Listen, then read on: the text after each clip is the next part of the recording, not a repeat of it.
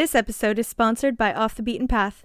Use code FEY10, that's FEY10, at checkout to get 10% off all of your music commissions. Thank you so much, Off the Beaten Path. Now please enjoy the episode. Hello everyone, and welcome to Feyfinders, a Dungeons & Dragons podcast navigating listeners into the vague and supernatural. My name is Sam, and I will be your Dungeon Master for Campaign Elements. And playing with me today is the captivating Caitlin. Good evening, dolls. The amazing Amancio. Welcome. And the jubilant Jupiter. Hi. Now let us try to restore the elements.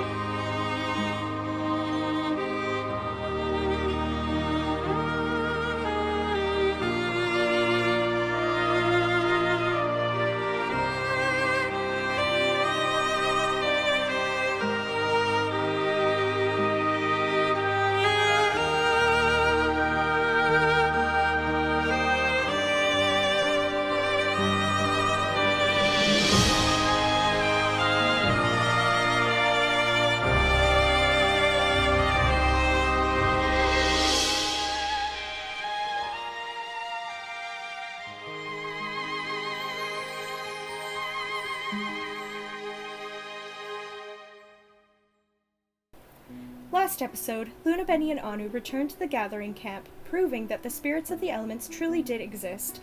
Ermina gave the party gazelles to travel to Darborough for the next stage of their journey. After a brief encounter with some shadow leopards, the party came upon the foggy wall that marked the border into the domain of the Spirit of Harmony. After a glib goodbye from the pompous gazelles, the party entered the thick fog. In the mists, the party experienced the treachery of the madness of the fog, and was tormented by their worst fears.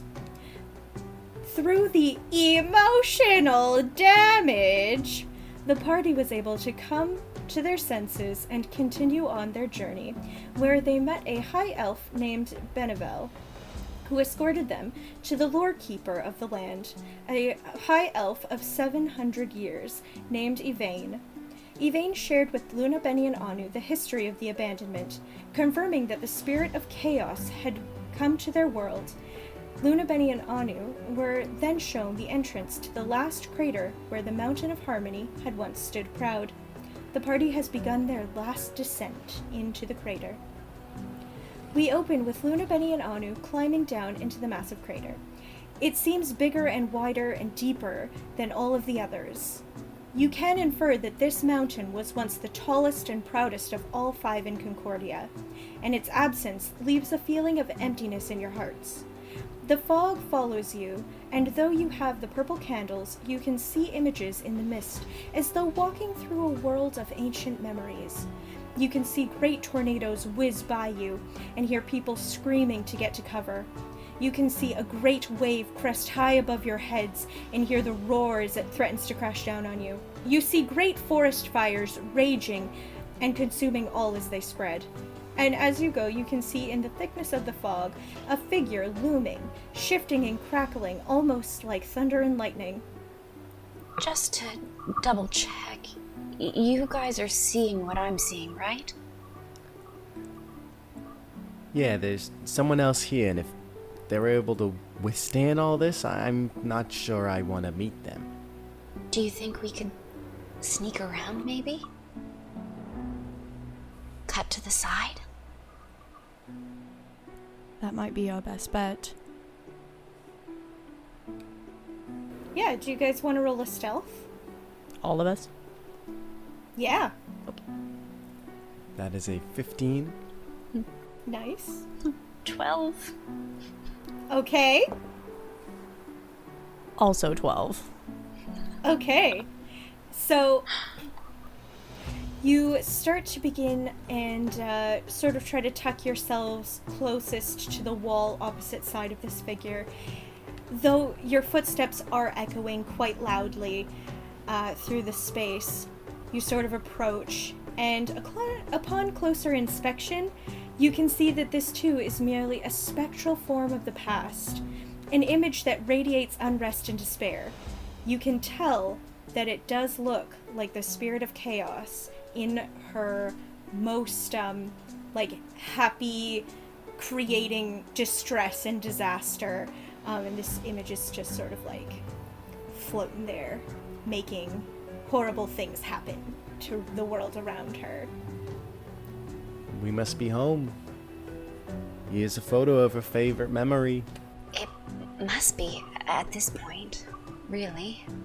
So, Oh, God. as you continue walking, you start to hear the sounds of a child laughing. You feel the breeze of someone run past you. And as you turn around to look, you see a small tiefling child in a long white dress, and her tiny horns poke through her light purple hair that hangs straight around her face. She's looking up at you, smiling with a closed mouth. You see her eyes are just black voids of swirling darkness, yet there is a glint of delight that shines within. You can see a tiny child version of Luna standing in front of you. She says to you, "Have you come to play with me? I haven't had anyone come to play with me in ages." Luna's just staring wide-eyed at this child. She's sort of rocking on her heels as she's looking up at you. Are you guys seeing that? Do we want to play with it? The tiny you? Mm-hmm. That came out of the fog? I don't know what to do. Luna takes a step towards the child. Hello? Hi, are you gonna play with me? What do you want to play? Hide and seek. Luna, looks back over her shoulder. I don't know if we can play. We have somewhere that we need to be. You're really not gonna play with me? That's so sad. I guess I'll have to make you. No! So you see this image of Luna grow and warp into a version of Luna that has hands that turn into very long, bony claws. Her teeth become silver needles, too big for her mouth, leaving her lips pulled back to expose them. Her skin becomes a muted, ashy color. And everyone can roll initiative. You didn't want to play with your child self? This is not the kind of playing that I had in mind. 18. 12. 10. Okay. So we have Benny, and then child image Luna. And then we have Luna, and then we have Anu. Alright. What are you gonna do, Benny? Does this child image of Luna, though it looks kind of terrifying, does it seem overtly hostile? Oh yeah, oh she's angry. She's like, you decided you didn't want to play with me? Get fucked. Cool. Just wanted to double check before I launched a fireball at her face. Yeah. So that's what's gonna happen. That'll be a 21 to hit. You hit. Okay. Penny's not playing around today. 19 points of fire damage. Nice. You see this warped version of Luna kind of like scream out in sort of this really high-pitched, almost like banshee style wail as she's sort of like patting down where she's been singed. Is that your turn? Bonus action, actually. Benny's gonna pull out her little homunculus, so you'll watch her fish around in the top of her bag and then toss up this ornately intricate raven, and she is going to look at it affectionately and then make eye contact with the creature again. We're not going to play. And then that will be her action and her bonus action. Nice. Perfect. All right. It is the warped Luna's turn. So first, she's going to let out another like wailing cry so high-pitched that it feels like it's going to burst your eardrums. And I need everyone to make a wisdom saving throw. 19. Nice. 21. Nice. 16. Oh, just, Benny, just! Oh, jeez. Okay. And yet still everyone can take 5 points of psychic damage for the ear-piercing wail. And then you can see one of her claws starts to smoke and turn bright hot red, while the other one starts to emit a frost and turns incredibly cold icy blue. And she starts to charge at you, Luna, and she's going to slash at you twice, once with her fire claw and once with her icy claw. And one of them is going to hit with a 19. And so she's going to take her fire claw first and sort of like attempt to slash you, but you dodge out of the way. And then as you're dodging, she brings her other claw around and she strikes you with 5 points of frost damage. And she's just gonna growl in your face. I'm gonna use my reaction to Hellish Rebuke. That's a dex saving throw. Indeed it is. And she fails. Hey! So Luna, after taking that hit, is just gonna like, nah! And like, point her hand out, at the creature. Not great. For 8 points of fire damage. All right.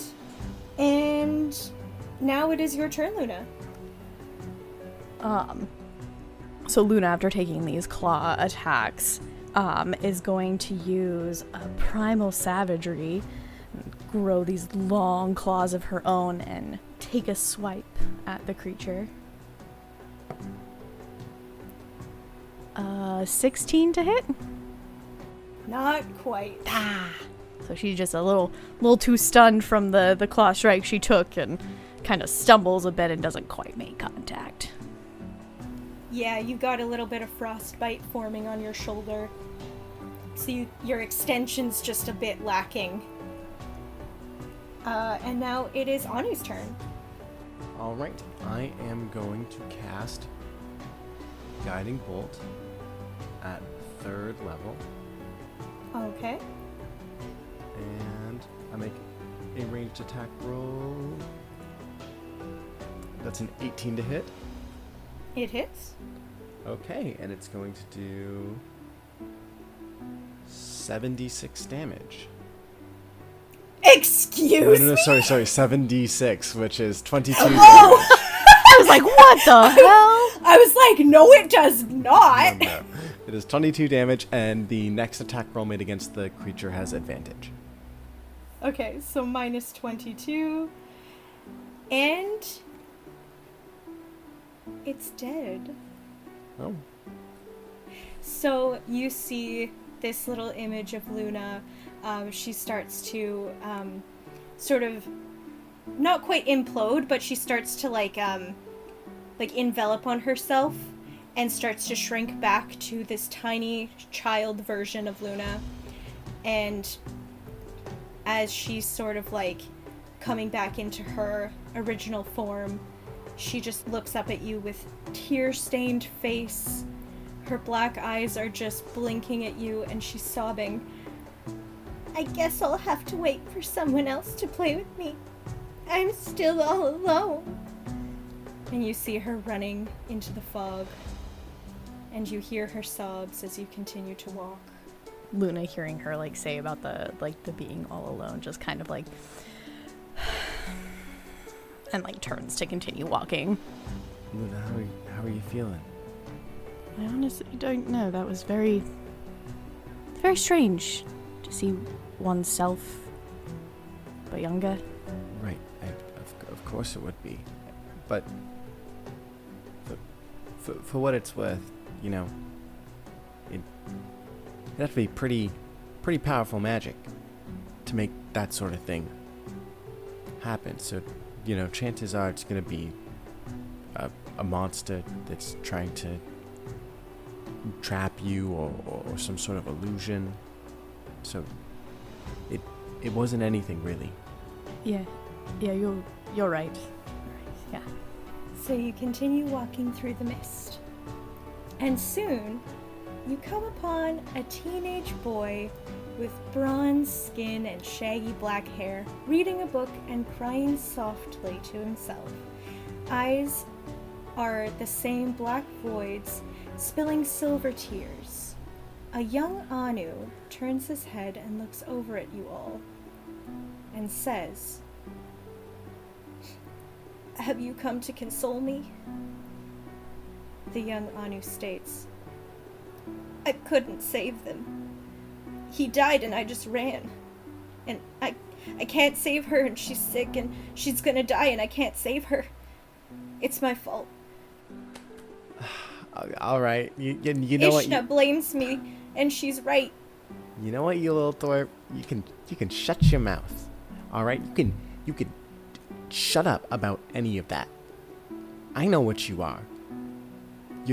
You're some kind of psychic manifestation. You're in our heads, and you're pulling things out, and you put up this illusion, but you're just a hungry thing. All you want to do is eat us. So come on, show me your fangs, show me your jaws.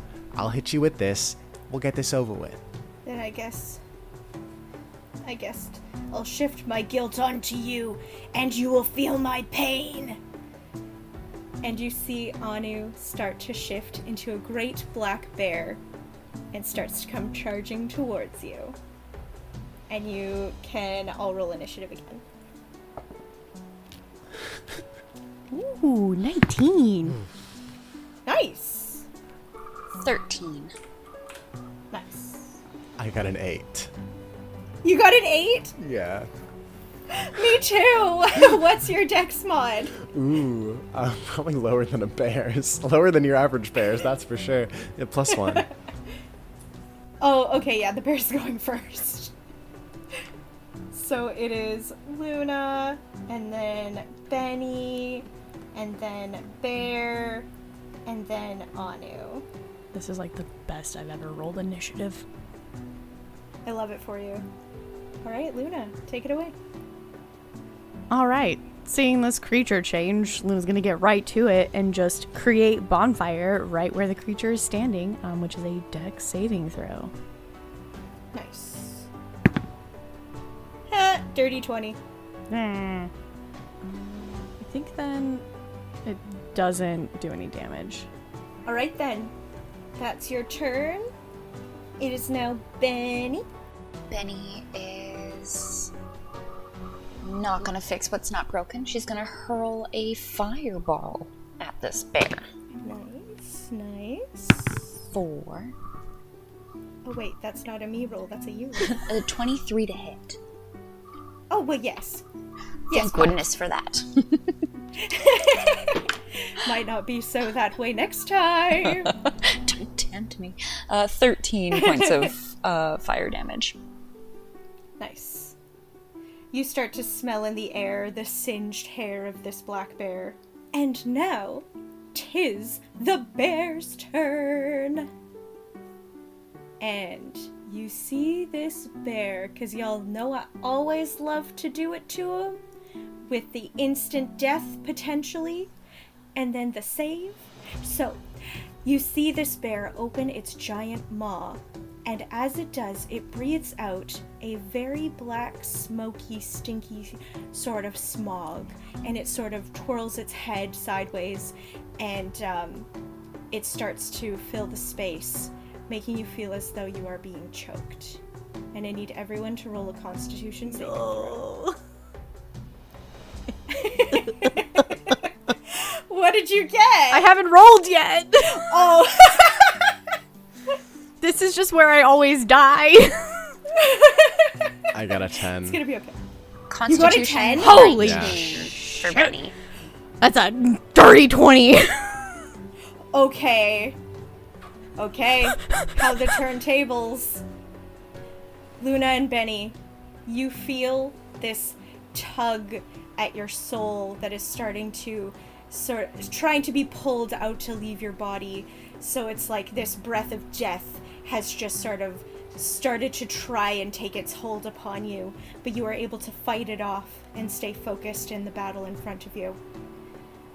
For Anu, you feel this rip as you feel as though all of your breath is being taken out of your lungs. You feel that your heart has started to stop beating. You feel very dizzy and faint. And as you fall to the ground with 0 hit points, you see the bear make an impossible smile. And that's its turn. So, Anu, I guess death saving throw. Yeah, death saving throws. Oh, it's my turn? We haven't had one of Right. these in a while. Yeah. Okay. Let me make a death save. That's a nat 1. Oh my Anu. god. Anu. That's real bad. It is quite bad. You start to feel like you're sinking even deeper into this, like, permanent death space. And though you know that there's no shame in an honorable death, you are feeling potentially not so great about it right now. Yep, it's Luna's turn. Oh god. Okay, well I have a potion of healing, so I'm gonna run to Anu and give it to him. Yeah. I don't know. You gotta do it to him. And I don't know. Do I roll the 2d4 or does Anu? Let's do that you're rolling the 2d4 because you're putting it into his mouth. Oh.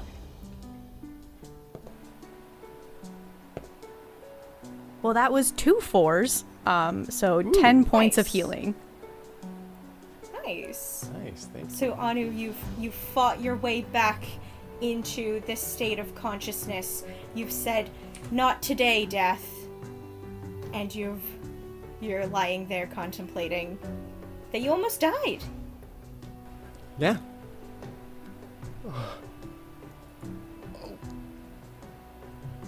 Alright, that's some pretty painful guilt you got going on in there. Suppose that pays you back for, a few of the times that you saved me. Yeah, I mean, not that they needed paying back. Alright, No, you no. didn't owe me one or nothing, but No, of course not. But I wasn't about to let you go. it's appreciated. I feel like my time could be any time, but right now it's a little inconvenient. All right, Benny, what are you gonna do? Benny is going to walk over to Anu and place her hand on his shoulder and cure wounds at the 2nd level. And that is an additional 15 points of healing. Thank you And very much. then she is going to, as her bonus action, send in her homunculus Atlas. And Atlas is going to bash his sweet little self into the creature. Nice. Let me just grab his stats super quick. There you are, my dear. Do-do-do. This is so cute. Okay. So with Atlas's stats, that is a 15 to hit. Not quite. So you just watch this tiny little bronze raven try to smack into the side of the bear and do so very unsuccessfully. Yeah, it just sort of flies and it sort of gets a little bit off kilter. The air around here is not great for flight patterns, so it sort of gets blown off course just slightly. And now it's the bear's turn again. And the bear is going to charge at you, Benny, and it's going to try to ram into you with bludgeoning damage of a headbutt. And that is going to be 15 to hit? Yes, 15 hits. Okay. And you are going to take 6 points of bludgeoning damage. And I also need you to roll a dexterity saving throw. Okie dokie. Ooh, nat 20. Which is great because I have no modifiers. Phenomenal. So you don't get pushed down to fall prone. Beautiful. But you do get rammed quite aggressively. It's almost like the wind is being taken out of your body as you're sort of knocked straight in the solar plex. And now it is Anu's turn. All right. You had your fun. It just growls at you. And I'm going to cast Blight. So it has to make a Constitution saving throw. Okay. DC 15. It got a 17. Then it takes half of the damage, which is...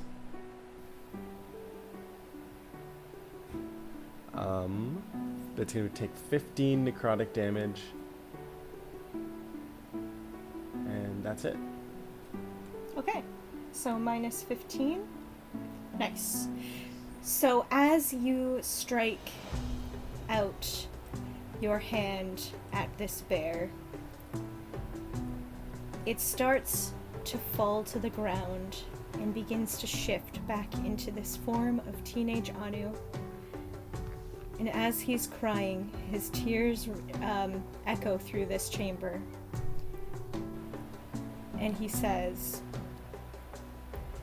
"I suppose it will always be my fault." Yeah, And that's he right. Sobs. He sobs as he passes you. It's my fault that you're dead. Au revoir.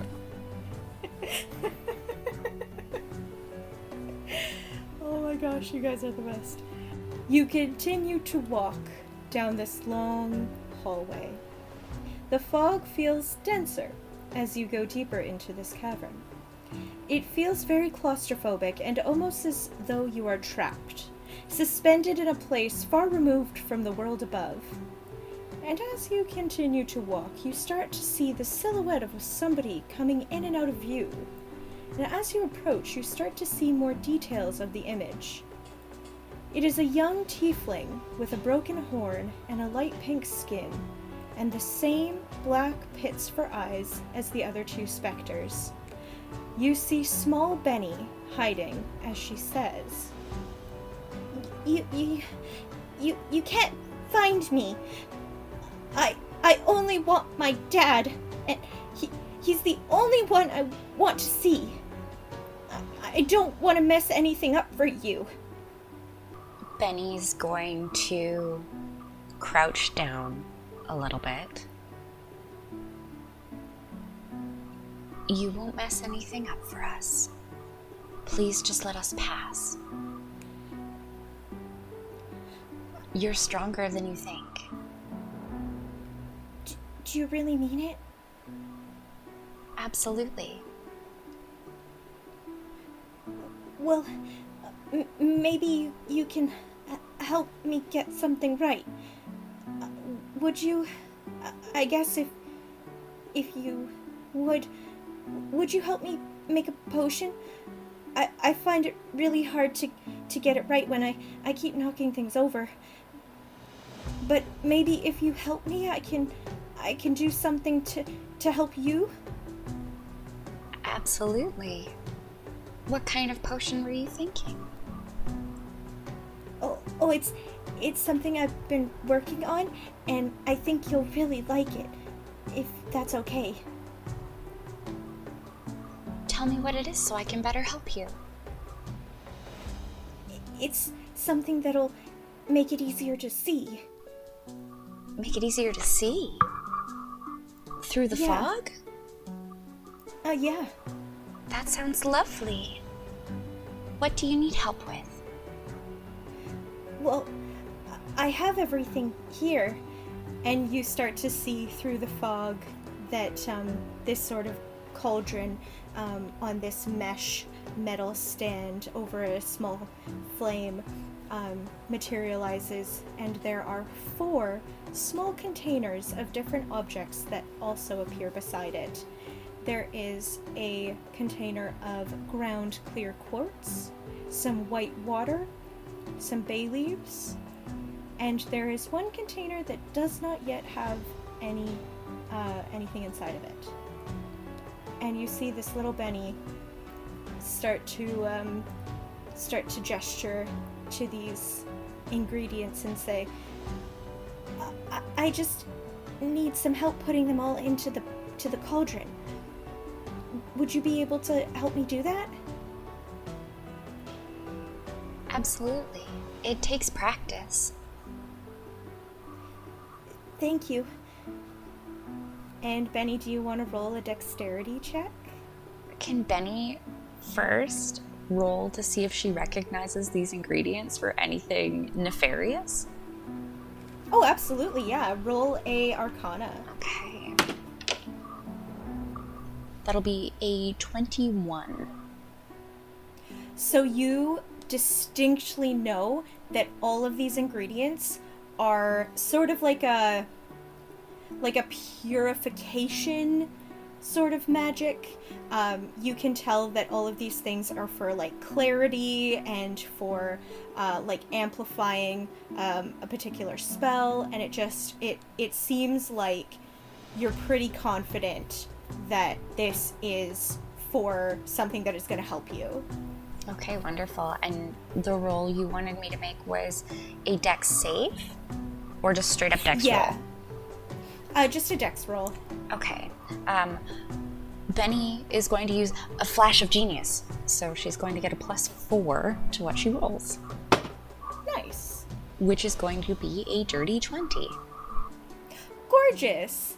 So you and this little child, Benny, pick up this jar with the clear quartz, and you very easily both spill the contents into this cauldron, and you start to hear little sparks and crackles as it's joining with the heat.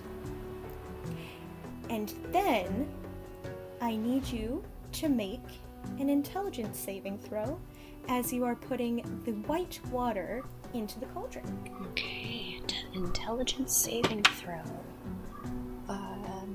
18 plus 7 for 25. Perfect.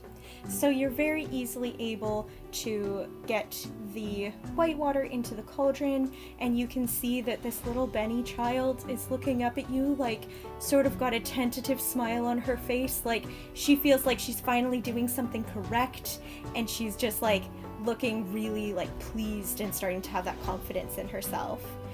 And then next, you both easily drop two little bay leaves into the cauldron, and it starts to glow this really beautiful, like almost pearlescent white as all of the ingredients are stirred together.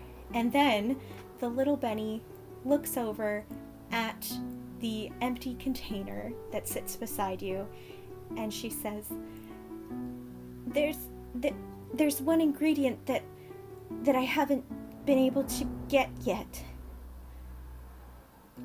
And what's that one? It's a tear of joy.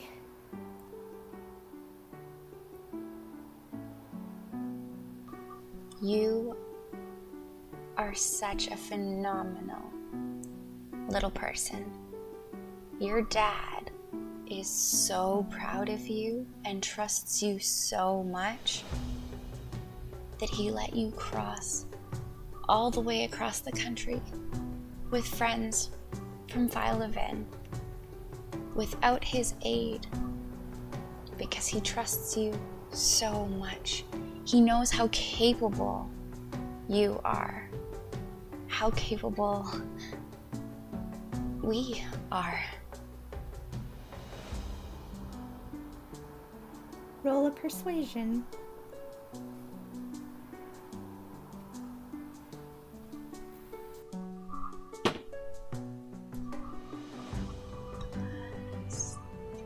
Just pulling out the stats for the crown because I haven't used it in a while. Yeah. Use your crown. Use the crown. So with the crown, that gives me 17. Nice. You start to see this little Benny start to well up with silver tears that begin to roll down her face, and she brings this container up close to her cheek and catches a couple of tears, and then all by herself pours them directly into the center of the cauldron, and little ripples and bubbles start to pop up. And once the potion is brewed, the vapor from it starts to envelop the space. It expands and clears everything in a white, glittering pearlescent light, and the fog begins to fall as though it is a curtain dropping from a rope tie all at once. It dissipates and the space is now clear. There are bioluminescent mushrooms all along the tunnel wall and on the floor. They cast a bright glow all about the space. The child form of Benny morphs into a mirror image of the Benny that you know, and says, "You have gained a lot of confidence and built wonderful relationships. Dad must be so proud of you, like he always has been." It's taken me a lot to realize that. And fortunately, with my friends by my side and their courage never faltering, I'm feeling more confident in myself than I ever have. And the mirror Benny just smiles at you so brightly and then fades away and leaves you with a smile on your face, full of happiness that you have never seen before in your reflection. It feels really good to believe in myself and to believe in us. This has been the hardest and most rewarding thing I've ever done. And I couldn't imagine doing it without you guys. As she looks from Anu to Luna. We couldn't be here without you either. It's taken the three of us. Every single time we faced any obstacle, it's taken all three of us to get through it. You both have made me feel not alone. Yeah, I was going a little stir crazy with Doran up, in the crypt where we live. And when you spend all your time with this one guy, he's so short, and he walks so slow because his back always hurts. It's nice that you guys can keep up the pace. Absolutely. I mean, no one had it easy back in Philoven. Let's hope that we can make Philoven a much more livable place. For Doran. So maybe his back won't hurt all the time. And Vilebin is gonna be a better place for everyone after this. Which is precisely why we must press on. Absolutely. Like I said before, we have to see this to the end, whatever that may be. Okay. So you'll continue on, and soon you come to an archway that frames the opening to a new cavern. The area is dark. The glowing mushrooms seem to be shrinking away from this place. The arch ends in a very high spike. There are some designs around it, but they are sort of all different swirls and dots and lines that don't really mean anything to you as you're all looking at them. It seems as though what is living in this cave system is repelled away from whatever is inside this archway.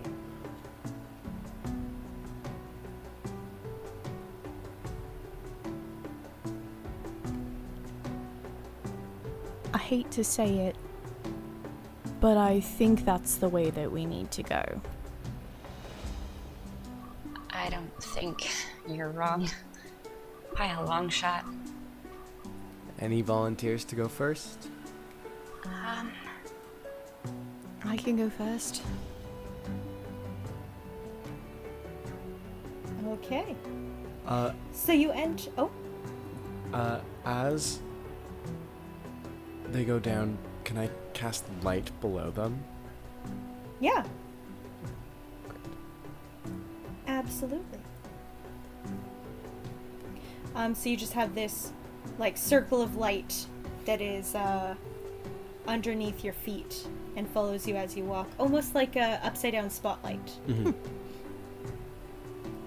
Okay. So you enter and see that there is a round wall of smoke in the center of the room. It is oval-shaped, only about half of an inch thick, and it floats about a foot off the ground. You notice on the floor that it is made of different shades of purple stones, all leading in a spiral formation towards the center. It looks like there are different pathways. There is a royal purple lane, a lavender purple lane, and a grape purple lane. You see that there are images on select stones as well on the walkway. The images are, just like the archway, different swirling patterns of dots and lines. The way the dots, swirls, and lines are situated, does it look as if it could be a written language? Or purely aesthetic? It looks like it could mean something to specific individuals that would know what it means. But it doesn't look like any language that has been known and is commonly used in general circles. Okay. The different patterns that are here, is it the same on each stone, or do like each stone have like a slightly different pattern? Yeah, they're slightly different patterns. So all of the configurations are sort of like different combinations of dots and swirls and lines. So on one, it looks like there's a swirl at the top, a slash, and then two dots at the bottom. On the next one, it's like a swirl formation where there's a dot at the beginning of the spiral and a dot at the end of the spiral with a slash through it, and sort of on and on like that. Like, they're all different looking symbols. Are any of the patterns repeated? Yeah, there are certain ones that look like they double up on certain stones, but you can't see too far ahead, so you can't see, but it looks like, for the most part, that if there is any repeating symbols, that it is excluding, or it is exclusively on that color path. So if, for example, there is like the swirl with two dots on the beginning and the end of the spiral and the slash through it, it would only appear on, for example, the royal purple lane. It wouldn't appear as a double up on another one. Luna's gonna go farther into the room, like closer to the stones. Yeah, what color path are you on? Oh, you know what? Just because of the color of my tiefling, I'm gonna pick lavender. Okay, so you walk down the lavender path, and you start going, and you're about halfway on the lavender path, and as you go, you step on one of the symbols by accident. Just not really being able to fully focus on all of them that are clustered together. And the floor on that stone starts to shift, and it starts to open up a little bit.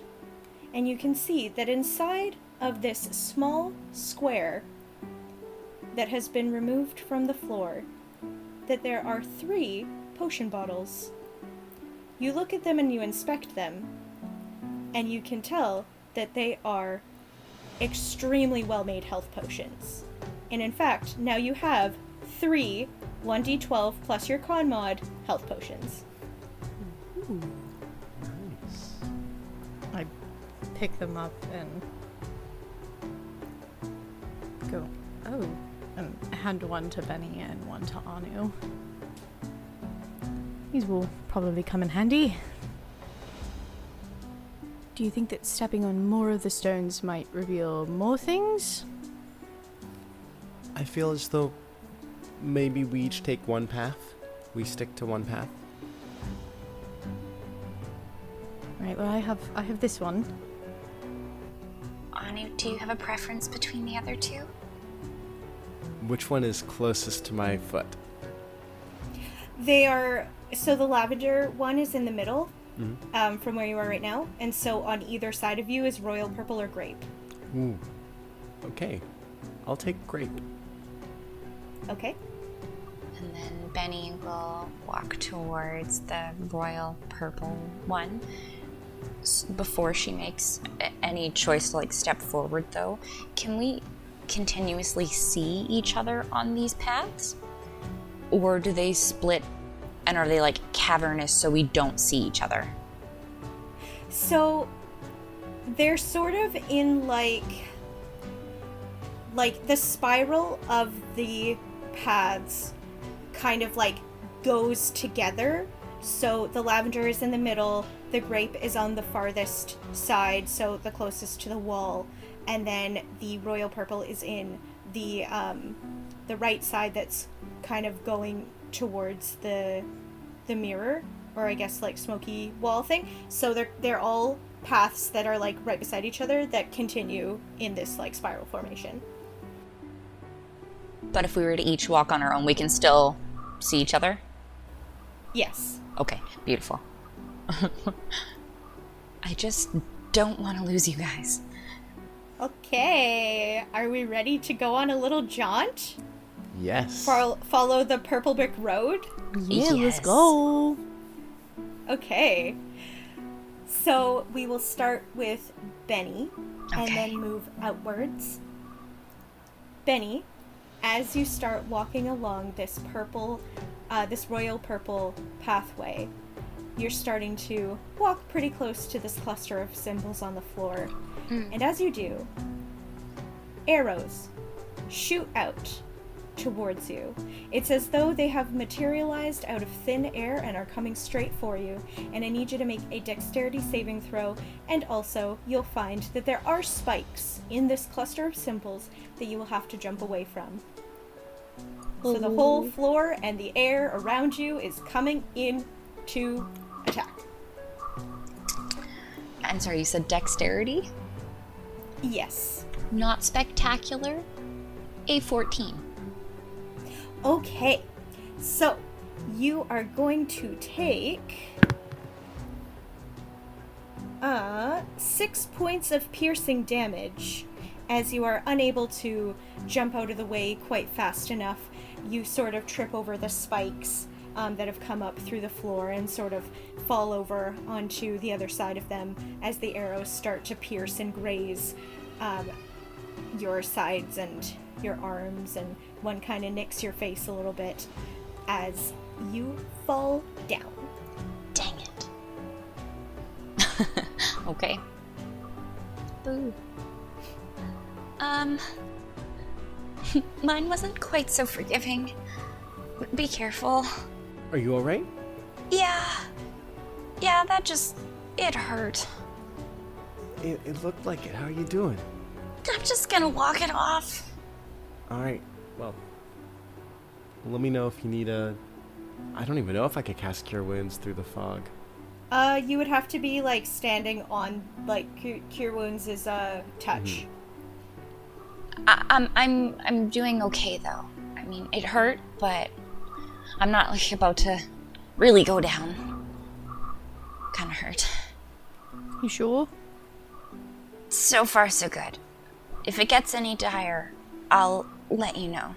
Well, now that we know that it can do damage, everybody be careful. Oh, yes. Be very careful.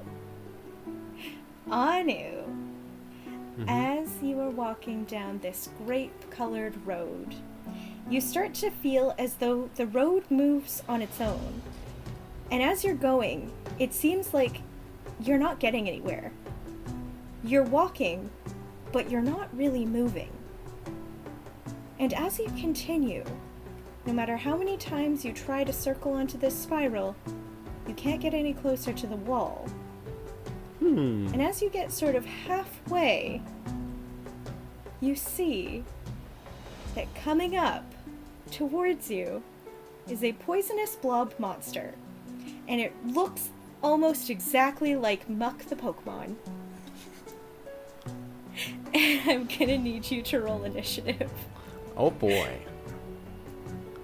That's 15. Okay. You're fighting Muck. Alright, Muck. It's you and me. I'm gonna cast Create Water and get you out of here. Okay, Anu, you can go first. Okay, I don't actually have that spell prepared. So,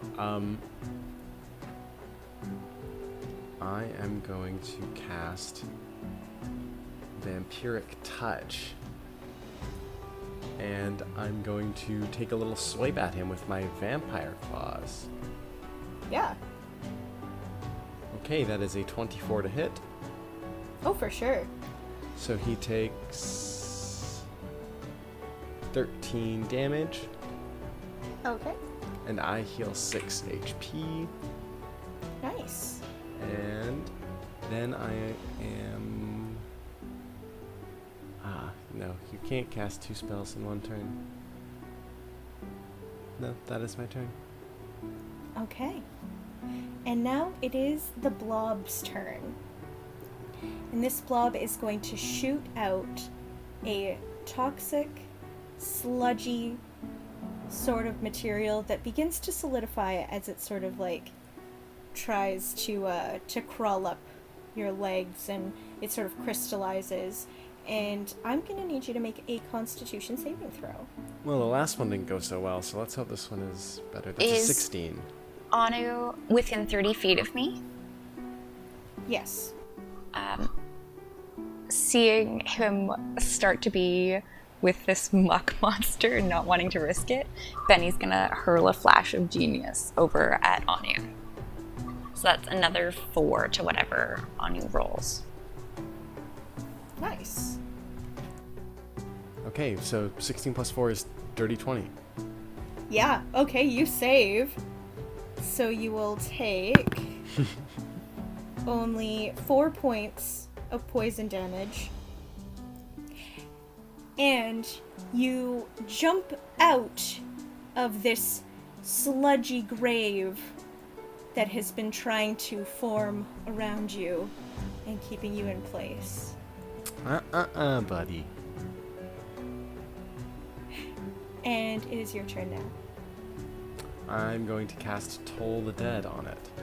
So it needs to make a Wisdom saving throw. Okay, it's really stupid, so it shouldn't do very... Oh, yeah, you get... that was a nat 1, add a +4. Okay. Like, +4 to damage? Yeah. Yeah, okay. Then it takes 2d12. We punish nat 1s on this podcast. Even from the DM. Okay, so it's going to take 12 necrotic damage plus 4. That's 16 necrotic damage. All right. You see that this sludgy, gross, garbagey creature just starts to like melt into the cracks beneath your feet, into the stones themselves, and disappears. And as the Toll the Dead goes, and the bell rings, Anu's gonna say, number 16, I got your order, pile of muck?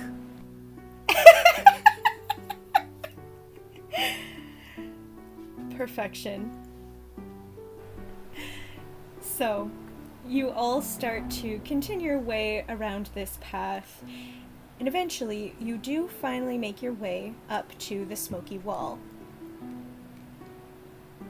Again, it's just this like, almost like a mirror, but completely made out of smoke. Well, Benny, seeing as you had no problem facing yourself last time, would you maybe want to take the lead on this one? Sure. Yeah, that sounds good. Benny's going to first, inspect the smoke. Does it look similar to the fog we were trifling with earlier, or is it a whole different entity now? It's a whole different entity. It just looks like a constantly shifting oval of smoke. It's just like a really thin wall. Okay. Benny is going to approach it and put her hand towards the smoke, not through it yet, but towards it. Does it have any properties to it? Like, does it feel tingly? Does it feel cold? Is there anything that she can perceive by having her hand really close to this smoky mirror? You kind of just sort of feel the air that is sort of like rushing up. It's like swirling, but it kind of goes up in this like from the bottom center, goes up, and it sort of like waterfalls its way back. So it's just this constant movement of upwards smoke. So you can sort of feel the air as it's doing that, but for the most part, like, it doesn't really feel like anything. All right. Benny is going to place her hand through it. Okay. Can she pull her hand back out towards herself? No. Does she feel any kind of sensation of pain? No. It just feels more of like the whipping wind of the smoke. She's gonna take a really deep breath, look back over her shoulder at Luna and Anu, give them both a little wink, and then step in. Perfect. Well, it looked like she knew what she was doing, and Anu goes in right after. Thanks. Oh god, please don't be bad. And Luna steps in as well. Amazing. So, you walk through this smoky wall, and you are teleported into a world of smoke and shadow. The environment is ever shifting, and it looks like a fast drifting smoke is all around you. In this space there is nothing, except in the distance you can see a small dot of purple light, no bigger than a keyhole, coming from the very farthest point in this space. Benny is going to... Actually, before she does that, the smoke and shadow, is it too dark to see clearly? Can all we see is that purple light? Yeah, pretty much. Okay. If she holds up her purple lantern, like higher above her head, does it cast any natural light? It does not. Can I try casting light? You can. Alright, I will try to cast light on the lantern. Okay. So you cast light on the lantern, and all it does is illuminate your own figures. So you can see each other very clearly, but the space around you, you can see nothing except for this keyhole-sized purple light in the distance. suppose we start working towards the keyhole? That's what I was thinking. But I don't like the look of it. It seems like a trap. It's the only hint that we have of what we're supposed to do in here, though. If the light that you create isn't even illuminating anything but us, it seems it's the only path forward. And something clearly wants us to keep pressing forward. Anyways, I just think that we should be cautious. Of course. Definitely cautious.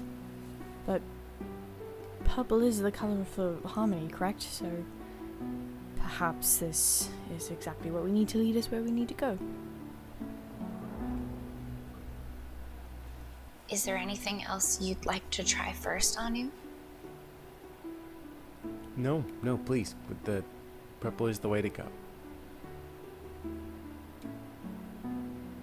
Okay, so you walk forward, and as you get closer, you see that the spirit of harmony is encased in a sludge-like material that you know to be the residue of chaos. You have seen it before, both in Smecklin and in Lilibel. The spirit acknowledges you, and in a faint, weak voice says, "There must be always balance. For me to be freed from this confinement, all of you must take my place, being entrapped." Hang on. That's not the deal here. We came to set you out. We didn't come to stay behind. It is unfortunately the price we all must pay to maintain balance within the world. If I am to be freed, someone must stay and take my place. Then surely it should be 1 for 1. 3 for 1. Well, no offense, but you're getting the better end of the deal on that one.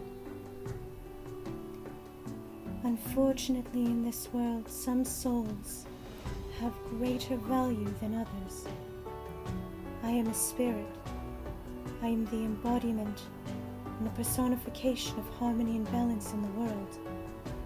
For there to be balance, you must take my place. You said some souls are bigger than other souls? It is unfortunately the way of the world. And though you have all proven yourself very valiant, gallant and brave, to take my place is the only way for me to be freed from this cage. What if we defeat the spirit of chaos? Would that not free you? Chaos is far too powerful while I am still entrapped. All the spirits must be freed from their imprisonment before chaos can be weakened enough in order to defeat her wholly. No, none of us are staying behind. What if we bust you out, you come with us, we beat chaos, and then one of us stays behind? It will not work that way.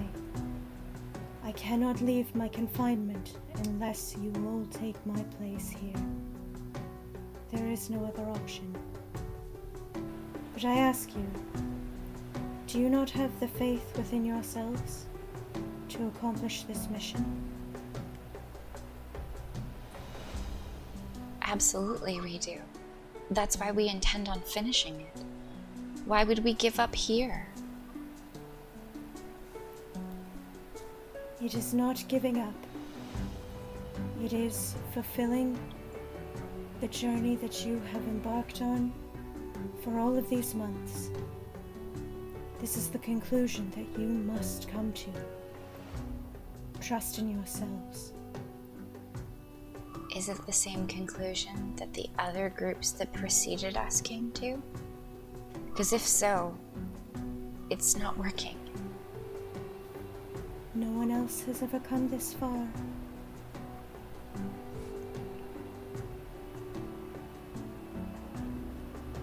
Can I cast Detect Magic on this image of the Spirit of Harmony? Yes, you're just detecting... Yeah, detect magic.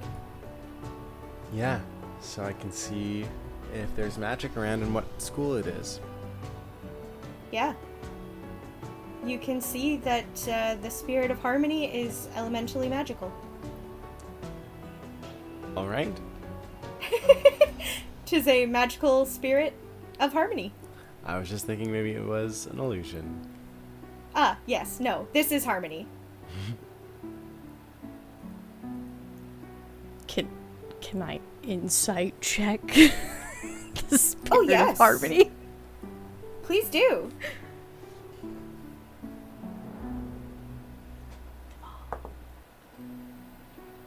That was a natural 18 for 21.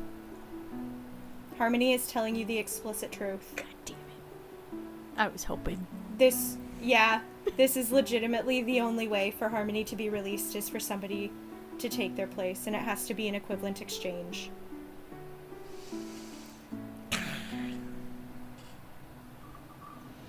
Harmony, is this where our story ends? If we take your place to free you, do we not have the opportunity to fight chaos? No, dear child. You have fought chaos bravely and successfully this whole way. Trust this is not the end of your story.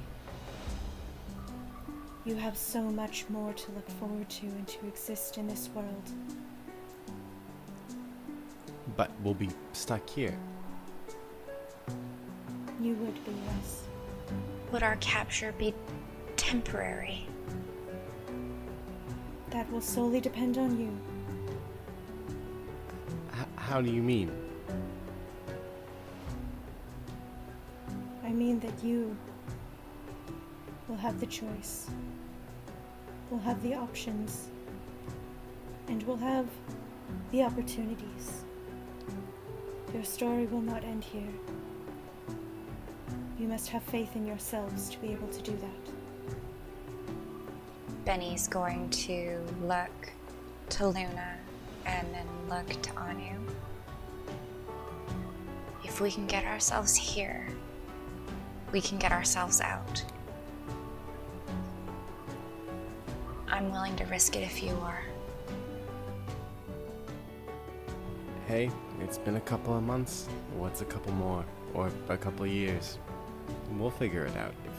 If it sounds like a way out, and Harmony, you're making it sound like there's a way out, so if there isn't, I need you to know that that's not the kind of way that you treat your friends. But if there is a way out, then I know that the three of us together can ride that way out all the way home. Luna holds her hand out to Benny and then her other hand out to Anu. Benny takes Luna's hand. Anu does the same. If we're together, we can do anything. Absolutely. 100%.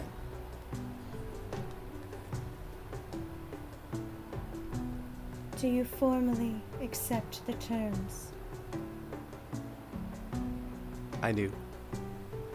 I do. I do. Then a word once given, it is done.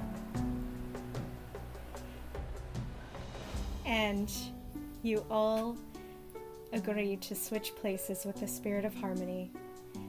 The cage reaches out and envelops you in sludge. All you can see for a brief moment through this keyhole is the brilliant glow of the Spirit of Harmony as she fades away, now free. In the toxic prison, you hear rumbling it feels as if this sludge cage is alive. Benny is going to, with her free hand that's not holding on to Luna, press it out against the sludge wall, pointing her hand as far away from the party as she can. She's going to cast Firebolt at the sludge cage. Okay. That's a nat 20 for a total of 27. Okay.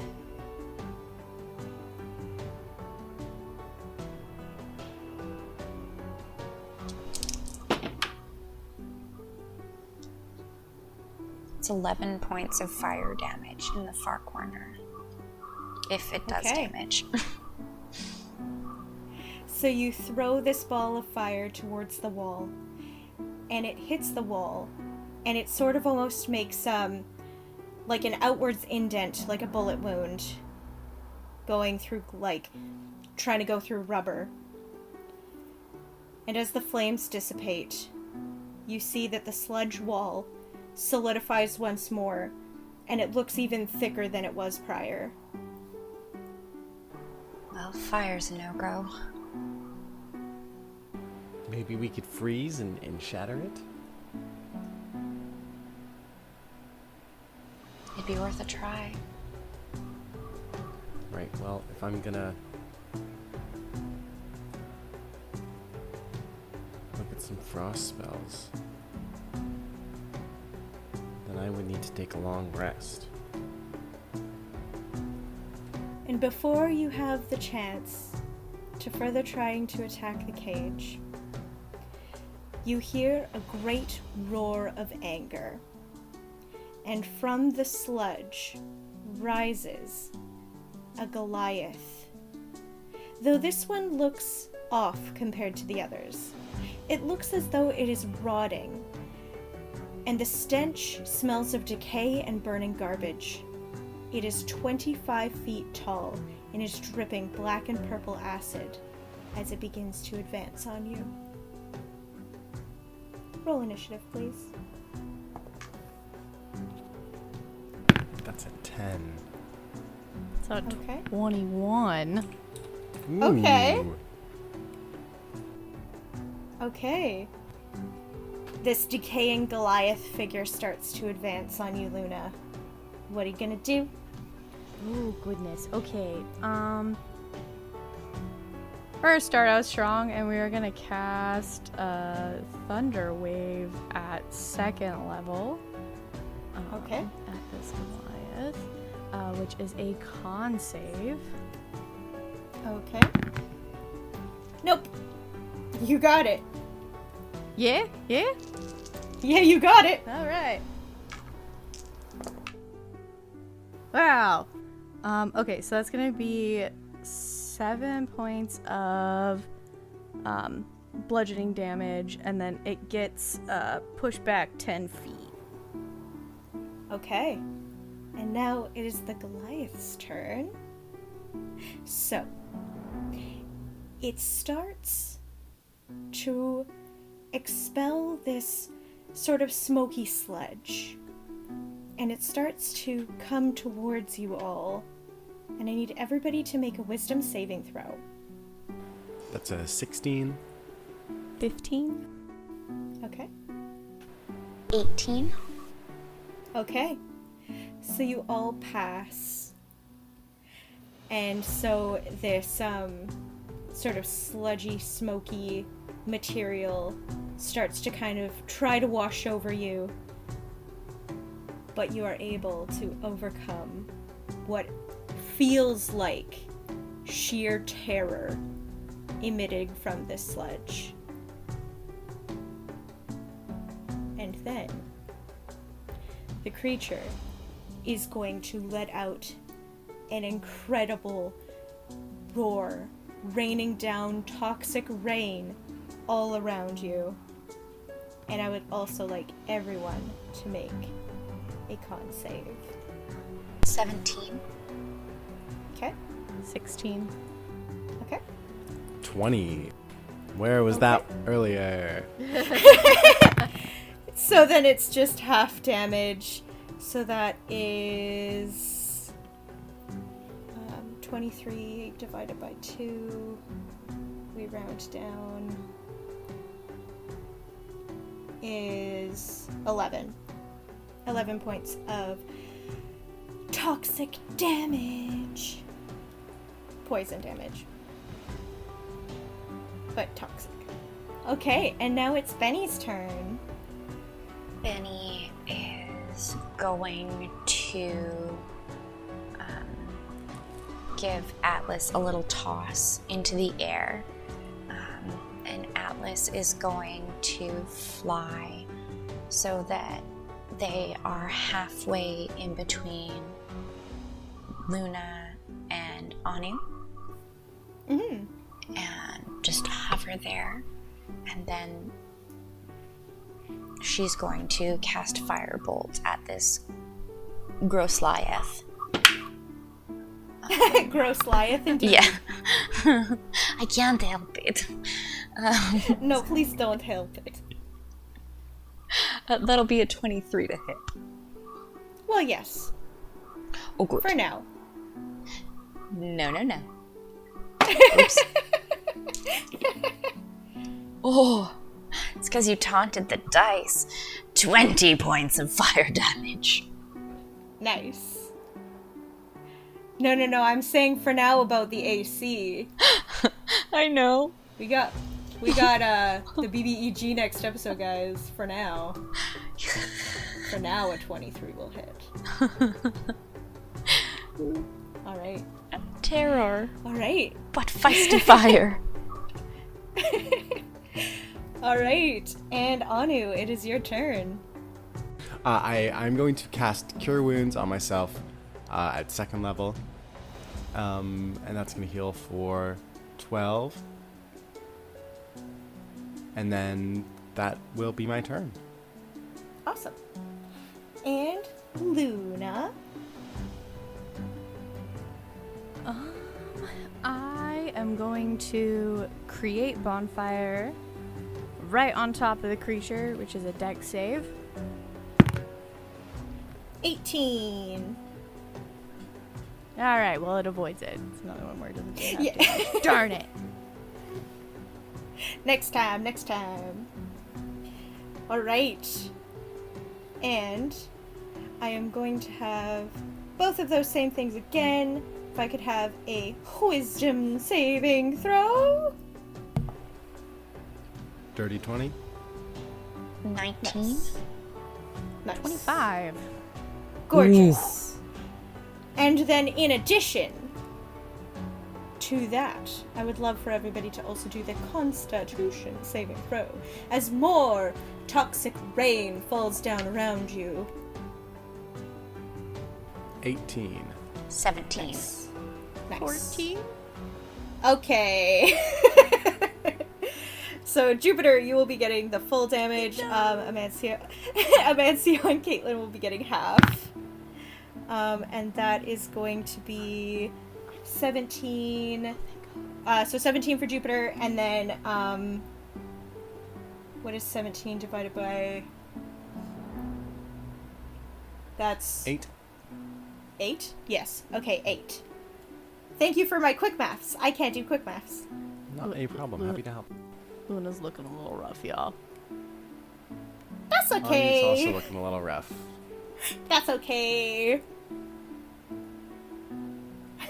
About to Benny, how are you looking? She's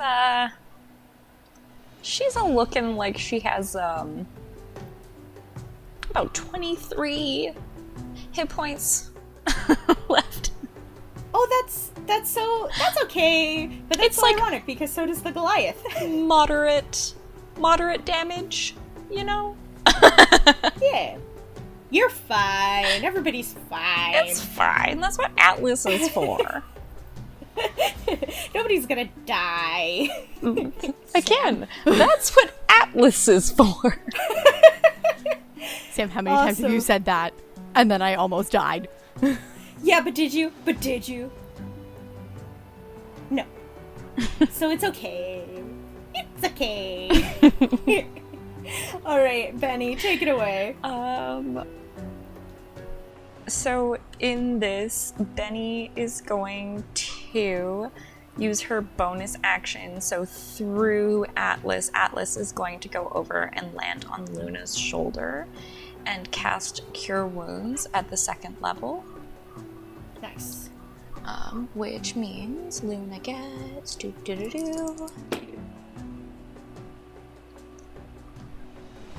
15 points of healing. Okay. Not looking so bad now. Yeah, see, you're fine. Everything's great. Throwing caution to the wind, she's just going to try to use her action then to firebolt this son of a gun. Yeah. That'll be a 19 to hit. 4 for you, Glen Coco. You go, Glen Coco. Yo. That You did it. is 17 points of fire damage. Gorgeous. All right. It starts to look like it's decaying just ever so slightly more. More pieces of its body begin to sort of drop to the floor and sort of re-cement with the rest of this sludge cage. And at that, it is Anu's turn. Alright, I'm going to cast Toll the Dead, so it has to make a wisdom save. Nope, you got it. Alright, so that is 2d12. And it is going to take 19 points of necrotic damage. Yeah. So you hit this gross... What did you call it, Benny? A gross Liath. Yes. You hit this gross Liath square in the chest, and you can see that it just sort of, your attack just sort of like goes straight through, and all of the sludge just starts to melt to the floor and is reabsorbed into this cage. And as you do this, you have finally defeated the beast, and the walls around you start to glow with a warm purple light. So bright, in fact, that it looks almost white. And you see an image of the past coming into view. You see an old acolyte chamber, back in its former glory, with books neatly put away on shelves, and the mural of a great mountain at the center of a stone city surrounded by forests is depicted. You see 5 young women stationed about the room, all engaged in what looks like a heated conversation, and for the first time, you can hear them as they speak. The one in the purple robe states, "This is the problem with our world. Everyone is too comfortable. We are stagnant. There is no development, no industry, no advances. Total peace brings laziness. We could be so much more than this. We could do so much more than this." And the acolyte in the red cloak then speaks. "Thea, I am most inclined to agree with you. I've read that right now, in the continent of Ravinia, they are experiencing great progress and thriving in intellect and in industry. I should like to see us match their strides." The acolyte in the yellow robe speaks. "Perhaps we can make them see. The priestesses who banished us, dejected us, drived us out. Our initiative, our whole way of thinking. Perhaps we must take these matters into our own hands." Thea responds, "That is precisely what I intend. We shall summon a 6th spirit. and we shall bring this world to its knees. We will forge a new age that will prosper under the reign of chaos. The scene shifts, and you are standing in a circular room with no doors or windows, just 5 high-backed chairs and a pit in the center. You see chaos begin to emerge with vengeance and delight on her face. The scene then vanishes, and you are standing back where you entered the foggy wall.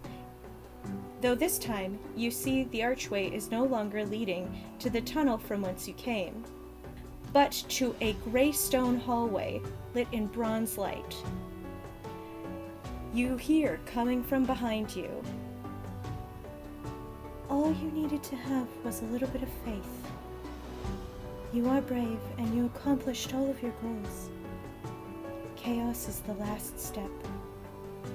You have shown great sacrifice. You have shown your willingness to do what it takes to rid this world of such hate, such tragedy and disaster.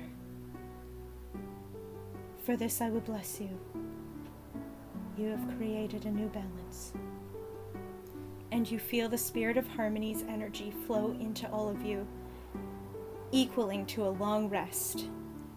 You feel your bodies rejuvenated. You feel your souls filled with love. You feel relaxation, and you feel tranquility.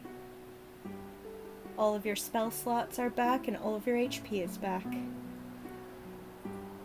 Heck yeah. Woohoo! Harmony, I could kiss you right now. That is entirely unnecessary. But know this, going into the final battle, it will test you, mind, body, and soul. There is no coming back from this next step. Are you truly ready? I'm ready. Readier than I was before, I'll tell you that. Thanks, Harmony. I'm ready. Then you may go. Bring the world back to right. The spirits will be with you now. Right as we speak, they are doing their parts to fight back against chaos's disastrous outcomes. They are unfreezing the tundra. They are stifling all of the tornadoes. They are draining the floods. And they are quelling the heat. And I shall now do my part to rid the fog of this land. And it is your part that must be played next. Banish chaos. Save the world.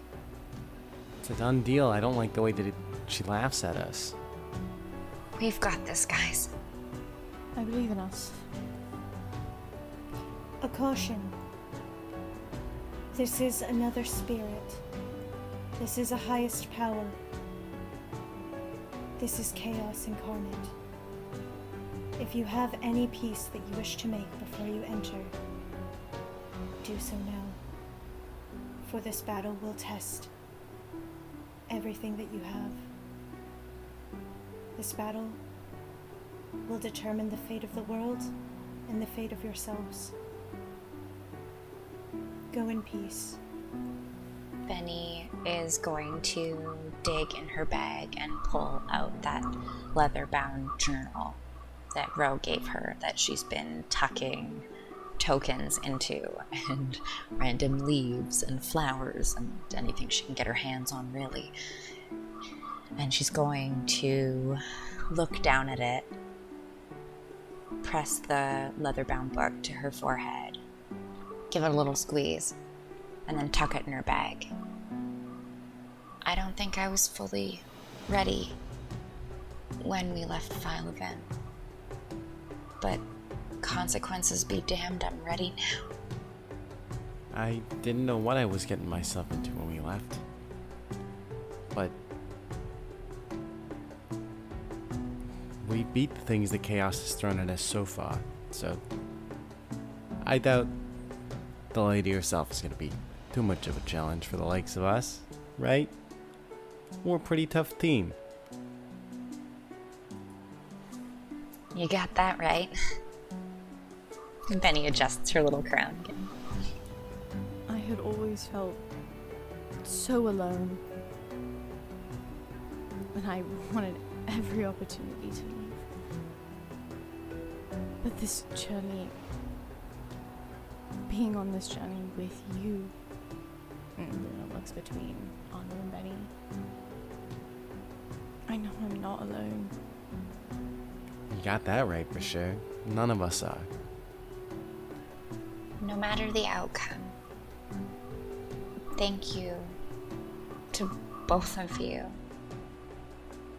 This journey wouldn't have been possible without you. And no matter what we see, what we fight, how this all ends, I want you to know that I'm forever grateful to you both. Now you guys ready to go kick Chaos's booty? Oh yeah. I could go for some ass kicking right now. I'm all. Oh, So ready. after my soul almost sucked out of my body. Definitely ready to return the favor. Ready to return the favor for everything that we've dealt with up until this point. Burn it down, Luna. Burn it all down. And are you going to start walking towards the archway? Yup. Yeah. Confidently, head held high. Nice deep breaths, remaining composure. Love it. All right. So you start your journey forward, left with no choice but to follow the hallway into places unknown and into your final battle to defeat chaos. And that's where we're going to end the episode. All right.